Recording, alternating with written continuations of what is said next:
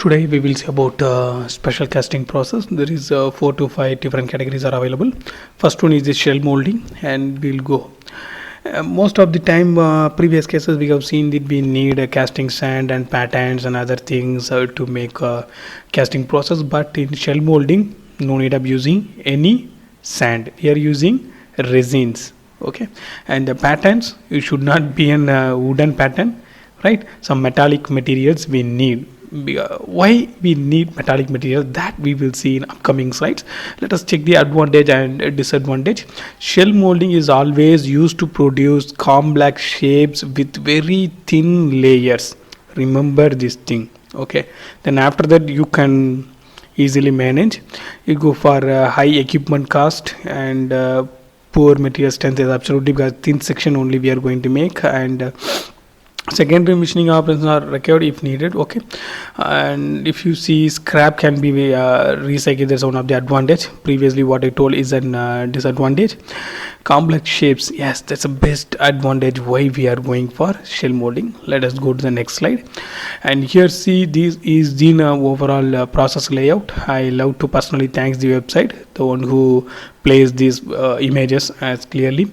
Okay, first what we will do, we are taking the box, okay, dump box or drag box, whatever you call it, and what we have to take, we are using sand with resin binders. Okay, previously we are using only sand. Okay, some binders will be there, but not using the resin, but here using resin, and we have to heat the pattern and we have to clamp it. Sometimes you can heat it in the furnace, you can clamp it here, or you can put some heating arrangement within the pattern itself. Okay, so what we have to, so now we can go for, we have a lot of pattern materials: plastics, rubber, wood, and metallic materials, ceramics. 5 you take.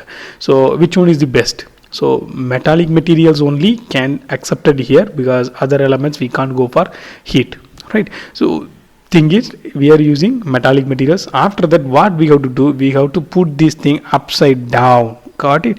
So what will go, this is so hot, and what are the sand and resin mixtures contacting the surfaces will produce a surface contact, right? After certain time is over, heat will be reduced and it became normal. After that again upside down you have to put, depending upon the heating time and temperature of this mold, not pattern, so layers thickness will be arrived and it will be looks like this. So after that, fourth, we are going to put this thing in the oven, right? After that we are going to remove it from the pattern. You cannot use hammer and other things to remove it, because it is a very less strength layer. Got it? So that only we are going to use the furnace. Once sufficient amount of heat is achieved, so it is easy to taken out from the mold. Okay, so after that we can place it in the sand and we have to clamp it perfectly, and we can put the molten metal over here and we will get the shapes like this, right? One more images I have shown, and so we have different contour over here, complex shapes are placed, and they have ejected pins are available.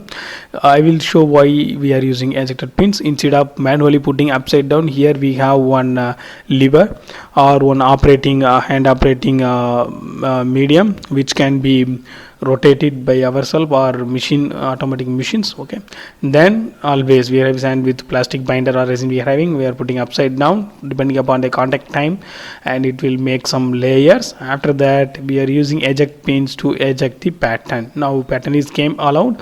Now we are putting inside the boxes, right? Now it's ready for casting, right? Hooray.